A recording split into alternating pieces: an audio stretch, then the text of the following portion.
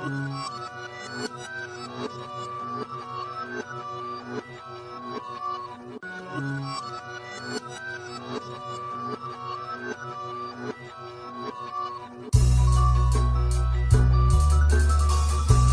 nom est Linda Valade, je suis synergologue, donc mon travail consiste à décoder et enseigner la communication non verbale.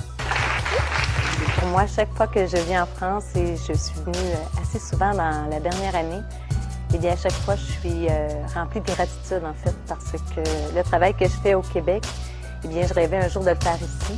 Et c'est grâce à des gens comme vous qui se déplacent, souvent pour la première fois.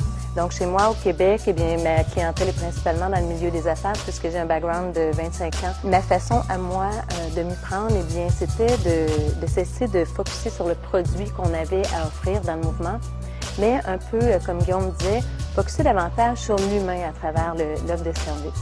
Vous voyez, ici, si vous arrivez à voir le blanc en dessous de l'œil, chez nous, on appelle ça un œil de Sampaku. Vous voyez ici l'espace que vous voyez? En fait, c'est le même principe que tantôt quand je vous ai parlé de la fente palpébrale, de la paupière inférieure qui remonte. Eh bien, dans ce cas-ci, elle peut redescendre aussi. Vous allez me dire, Linda, c'est pas facile à voir. C'est vrai que c'est pas facile à voir. Il faut être attentif. Mais si vous pratiquez comme tout le reste que je vais vous apprendre ce soir, si vous regardez des bandes vidéo, c'est extraordinaire parce que les bandes vidéo vous permettent de pouvoir avancer, reculer, aller.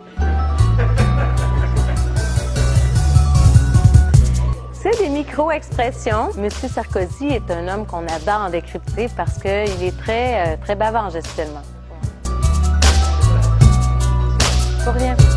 Est-ce que vous avez vu la moue ici? Je vais vous la représenter. Soyez attentifs au niveau de la bouche. Regardez sa petite main ici, là. OK? Et dans les positions, la configuration des mains, il y en a 5. Quand on ment, on fait beaucoup plus ça. Hein? Parce que les mains, c'est la partie visible de l'esprit. L'information retenue, ça c'est aussi c'est le fun à savoir quand la personne devant vous vous dit pas tout. Hein? C'est un peu le rêve de chacun de nous. Avouez. Hein? On aimerait ça savoir ce qui se passe dans la tête de l'autre.